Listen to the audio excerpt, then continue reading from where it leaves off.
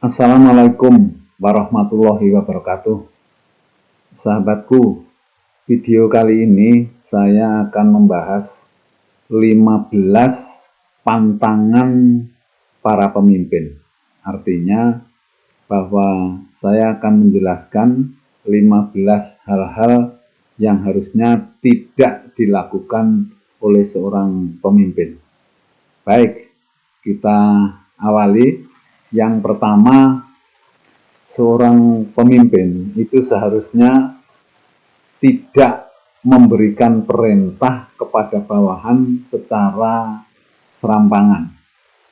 Dalam praktek kehidupan bermasyarakat dan di tempat kerja dan di instansi masih banyak para pemimpin, para atasan yang memerintah pekerjaan kepada bawahan secara serampangan, tidak dengan cara yang santun, karena mereka mengandalkan kekuasaan.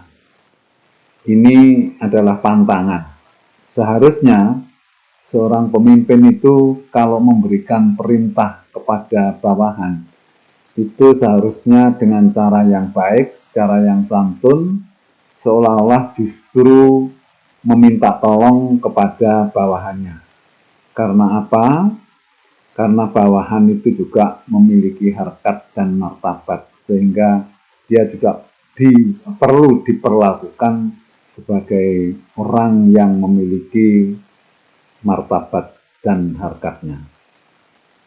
Sahabatku, ini yang pertama. Jadi jangan memberikan perintah kepada bawahan secara serampangan, karena hasilnya nanti pasti tidak baik. Yang kedua, memberikan teguran secara keras dan menyakitkan. Ya, antara perintah dan teguran itu memang pasangannya. Ya, jadi kita sebagai pemimpin memberikan perintah kepada bawahan agar dilaksanakan sesuai dengan perintah, aturan, dan prosedurnya. Tetapi manakala perintah itu tidak dikerjakan seperti apa yang kita maui, maka muncullah yang namanya teguran. Jadi kita harus memberikan teguran. Tetapi teguran itu harus diberikan secara santun.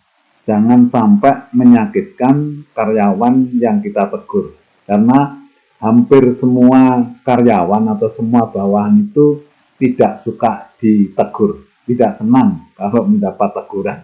Apalagi kalau tegurannya itu dengan keras, menyakitkan. Sehingga bukan peningkatan kebaikan yang kita dapatkan, tetapi mungkin malah antipati, kemudian rasa dendam, dan lain sebagainya. Oleh karena itu, pasangannya perintah itu adalah teguran manakala tidak dilaksanakan dengan baik, tetapi teguran itu seharusnya diberikan dengan cara yang baik pula. Ya, intinya kita ini sebagai pemimpin kan bagaimana bisa memanfaatkan, bagaimana bisa menggunakan tenaga, pikiran, potensi yang ada di bawahan kita.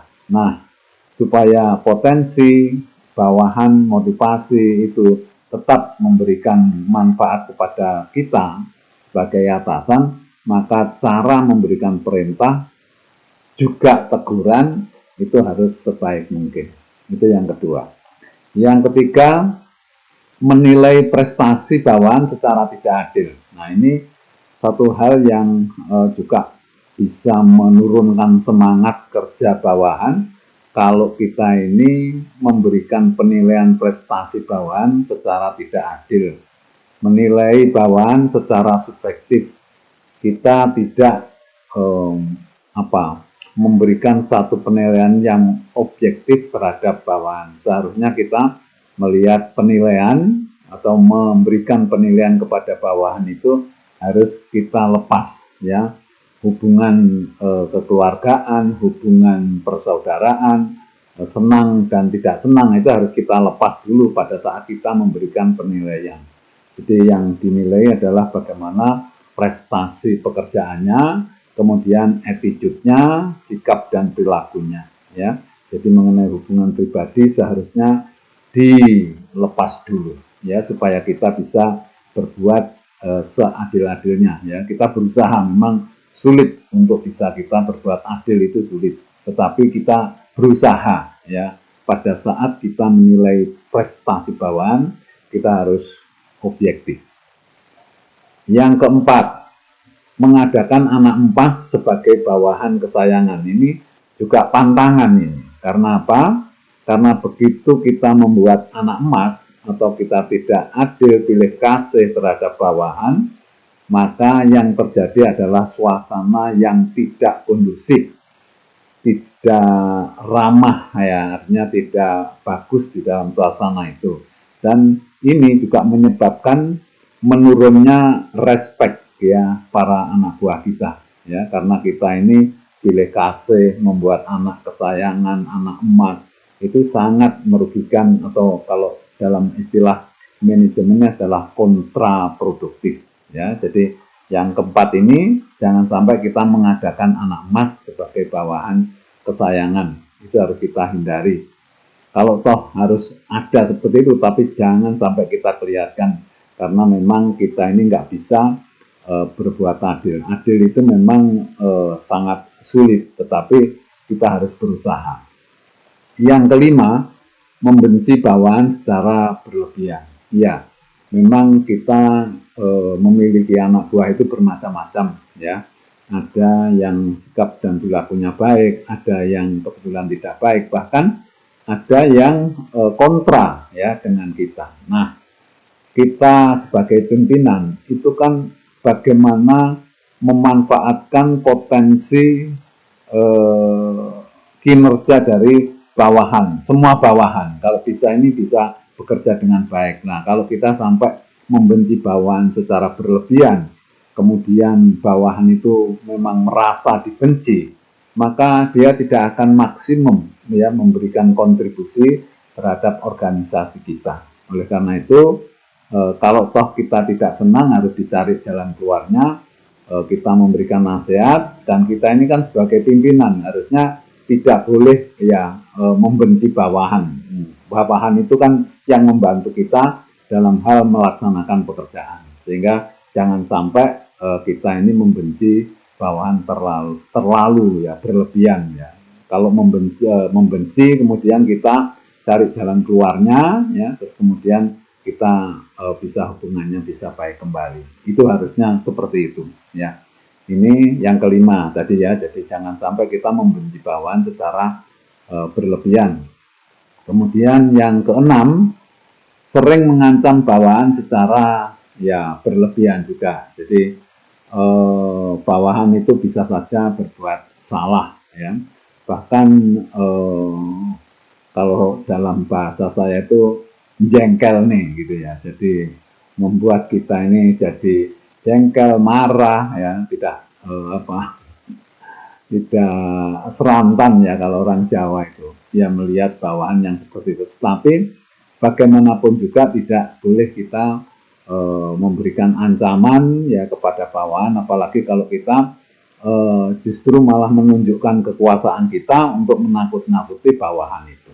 Nah, itu akan membuat bawahan itu antipati, artinya tidak hormat kepada kita, tidak respect, dan mungkin tidak membantu kegiatan kita, ya. Yang paling parah itu bukan hanya membantu, tapi nanti dia main sabotase. Nah, ini yang membahayakan, ya. Oleh karena itu kita yang wajar-wajar saja, gitu, ya. Itu yang keenam, jangan sering mengancam bawahan secara berlebihan. Kemudian yang ketujuh, suka mencari-cari kesalahan bawahannya, ya. Jadi kita seringkali juga, ya, sebagai atasan itu tidak senang kepada bawahan, tetapi jangan terus kita mencari-cari kesalahan mereka yang kebetulan tidak kita senangi. Memang manusia itu kan kalau tidak senang itu kan yang kelihatan salah saja, tapi kalau kita senang yang kelihatan baik saja. Nah, kita sebagai pimpinan harus netral lah, harus proporsional, harus profesional juga ya. Jadi kalau memang ada satu hal yang kita tidak sukai, bahkan itu adalah satu kesalahan, maka kita panggil saja, kita kasih nasihat. Jadi jangan selalu kita melihat dari sisi negatifnya saja ya. Jadi yang ketujuh saya ulangi, jangan mencari-cari kesalahan bawahannya. Kemudian yang kedelapan, membuat malu bawahan di depan orang lain. Wah, ini sangat-sangat kontraproduktif gitu ya. Maunya kita itu supaya orang yang salah itu menjadi jera, atau kalau bahasa Jawa itu kapok gitu ya.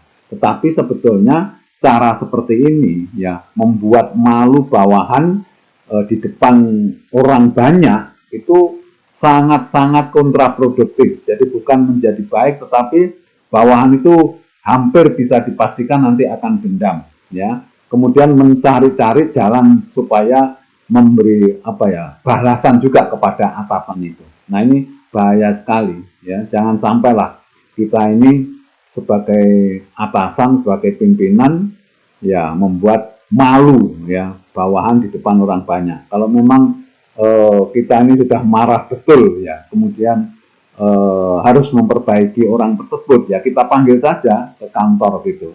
Jangan sampai kita memarahi ya anak buah di depan orang banyak, apalagi kalau diketahui banyak orang, bahkan malah di video begitu. Waduh, itu luar biasa itu ya, nanti orang itu akan dendam sekali. Kemudian yang kesembilan, susah menerima ide dan usulan bawahan. Ya, seharusnya kita ini sebagai pimpinan itu harus bisa menggali, ya, memaksimalkan potensi yang ada di masing-masing bawahan kita. Nah, itu harusnya dirangsang ya, untuk supaya bawahan itu memberikan ide, gagasan, usulan untuk perbaikan. Jangan justru malah sebaliknya. Nah, ada juga sebagian atasan yang tidak mau menerima usulan bawahan karena merasa dipinteri. Nah, hal seperti ini seharusnya tidak perlu terjadi atau tidak perlu kita lakukan. Karena apa? Karena sebetulnya bawahan itu kan kalau dia ini memiliki ide, kemudian idenya itu memang baik, itu harus kita terima. Bukan berarti kita ini bodoh di bawah anak buahnya, bukan. Tetapi bawahan itu potensinya akan keluar. Kemudian kalau ide itu kita terima, kemudian pekerjaan ide itu harus dilaksanakan, maka orang yang memberikan ide ini akan melaksanakan ide itu atau gagasan itu dengan sepenuh hati, dan dia akan bertanggung jawab supaya ide yang diberikan itu sukses begitu ya. Jadi justru malah membantu kita gitu. Jangan malah sebaliknya. Tapi juga heran kadang-kadang ada juga atasan atau pimpinan yang menolak ide bawahan. Apalagi kalau menolaknya itu dengan cara yang kasar begitu. Wah, itu justru kontraproduktif gitu. Yang ke-10, tidak memberikan kesempatan maju pada bawahannya. Ya, dari gambar ini kita bisa baca yang ada di dalam pikiran pimpinan itu, supaya tidak menyaingi saya, katanya begitu. Nah, ini sesuatu yang menurut saya juga tidak pas, bahkan malah keliru. Seharusnya seorang pimpinan itu harus memberikan pelajaran, memberikan ilmu, menularkan ilmunya kepada bawahan. Bawahan itu dibuat untuk bisa mampu, untuk bisa pinter begitu. Karena apa? Karena kalau bawahan itu pinter, maka pekerjaan kita jadi ringan.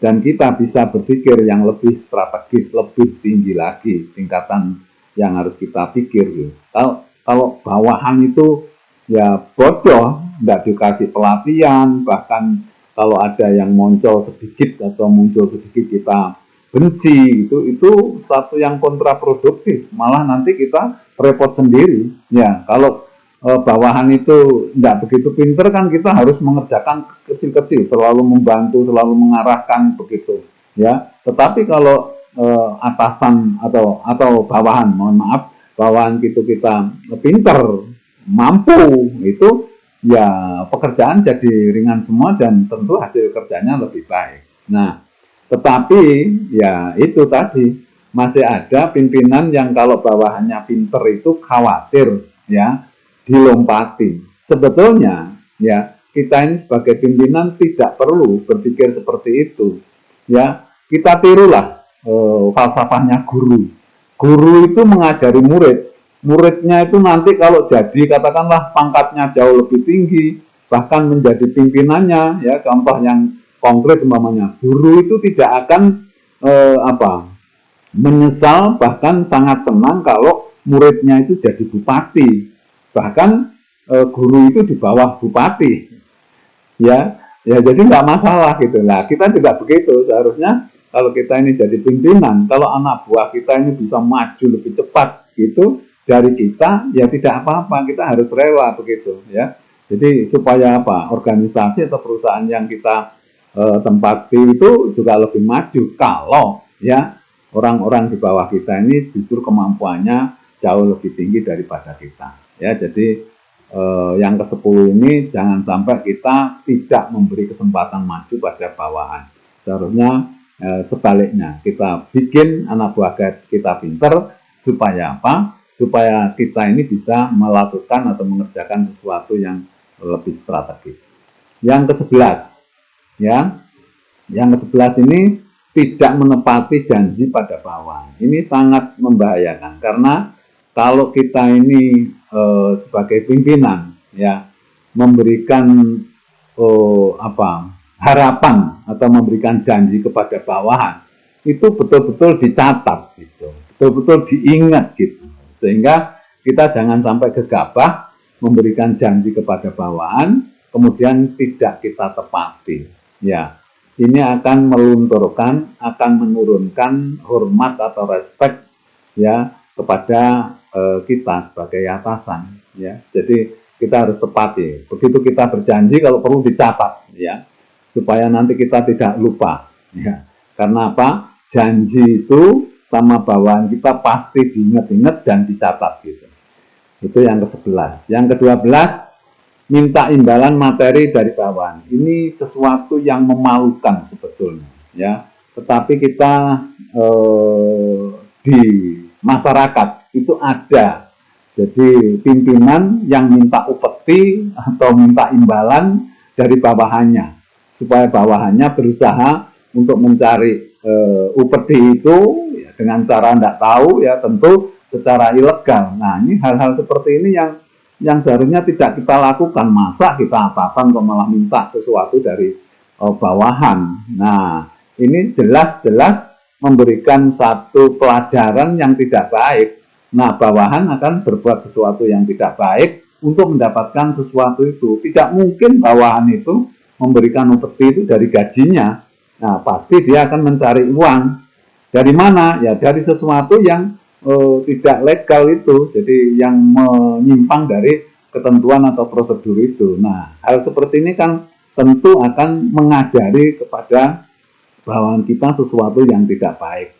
Oleh karena itu ini harus pantangan sebetulnya. Jadi kalau kita ini sampai minta imbalan upeti kepada bawahan, pasti ya sudah dipastikan bahwa bawahannya akan berbuat sesuatu yang tidak legal, ya menyimpang, ya melakukan satu yang korupsi, umpamanya saja begitu. Ya. Baik, ini yang ke-12. Yang ke-13, tidak menghargai karya bawahan. Nah, begini, jadi kita ini kan kadang-kadang membayangkan ya sesuatu itu bisa dilaksanakan bawahan kita secara sempurna seperti yang kita inginkan. Itu belum tentu karena kemampuan bawahan itu masing-masing berbeda. Oleh karena itu, kalau kita ini menilai atau katakanlah menghadapi hal seperti ini bahwa kinerja dari bawahan itu tidak sesuai dengan yang kita harapkan, ya jangan terus isinya cuma mencela ya, tapi coba kita hargai, kemudian mungkin kekurangannya kita sampaikan. Jadi kalau kita ini ingin mengefektifkan motivasi bawahan, itu apa yang sudah dikerjakan itu kita puji ya, kita kasih penghargaan, kemudian apa yang masih kurang itu diberikan saran begitu ya. Akhirnya yang namanya anak buah itu bisa menerima dengan senang hati, dan itu memberikan satu motivasi kerja yang luar biasa. Berbeda kalau kita ini selalu mencela hasil kerja bawahan, selalu tidak baik, selalu tidak cocok, ya, selalu jelek. Nah, ini akan menurunkan semangat bawahan. Itu yang ke-13. Yang ke-14, suka iseng dan mengganggu bawahannya. Nah, ini perilaku yang tidak terpuji lah, ya. Jadi kalau kita ini sebagai atasan, ya memang sangat mungkin ya kita ini punya anak buah cantik, ya, seksi, itu ya sangat mungkin. Tetapi karena hubungan kita ini adalah hubungan antara atasan dan bawahan, sementara bawahan janganlah sampai melakukan hal-hal seperti itu, mengganggu, apalagi sampai ada hubungan, ya. Nanti yang namanya anak buah yang lain tahu, itu mesti mengurangi respect, ya. Kemudian hal seperti itu kan bisa ditiru. Jadi sesuatu yang tidak baik yang kita lakukan itu mudah sekali ditiru oleh bawahan. Nah, kalau sudah atasannya saja juga main seperti ini, ya nanti bawahannya juga melakukan hal yang sama, ya. Ini rasanya kok tidak pantas. Jadi yang ke-14 ini pantangannya adalah tidak suka iseng dan mengganggu bawahannya. Harusnya begitu, pantas. Kemudian yang ke-15, sering, ya ini yang terakhir dari video ini, sering menimpakan kesalahan pada bawahan, ya.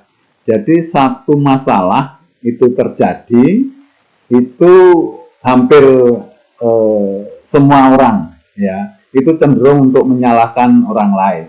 Tetapi kalau kita ini kebetulan sebagai pimpinan, atasan, kalau ada masalah, coba yang pertama itu kita koreksi diri kita sendiri. Ada kemungkinan kesalahan ini ada pada diri kita. Kemudian kalau toh, ya kalau toh ini bawahan itu melakukan satu kesalahan, bagaimana caranya supaya bawahan ini tidak terlalu merasa salah, ya. Artinya dengan kita berikan satu nasihat, kemudian kita informasikan, ada kemungkinan bawahan yang berbuat salah itu bisa mengakui, kemudian juga menyadari, gitu ya. Sehingga nanti yang penting itu kan setelah terjadi masalah, kemudian bisa diselesaikan, dan berikutnya lebih baik. Jangan sampai kita melakukan sesuatu, ya sudah ada masalah, ditambah dengan masalah lagi, karena kita salah melangkah, gitu. Akhirnya ke belakangnya justru malah tidak baik. Nah, sahabatku, itu kira-kira 15 tantangan, ya, yang harus dijauhi oleh para pemimpin. Ya, kenapa harus dijauhi? Supaya kepemimpinan kita ini bisa lebih efektif. Sahabatku, terima kasih. Mudah-mudahan ada manfaatnya. Dan kalau sahabatku ingin melihat video-video, bisa di Facebook, bisa di YouTube, maksudnya video saya, kemudian juga di TikTok. Demikian saya akhiri. Wassalamualaikum warahmatullahi wabarakatuh.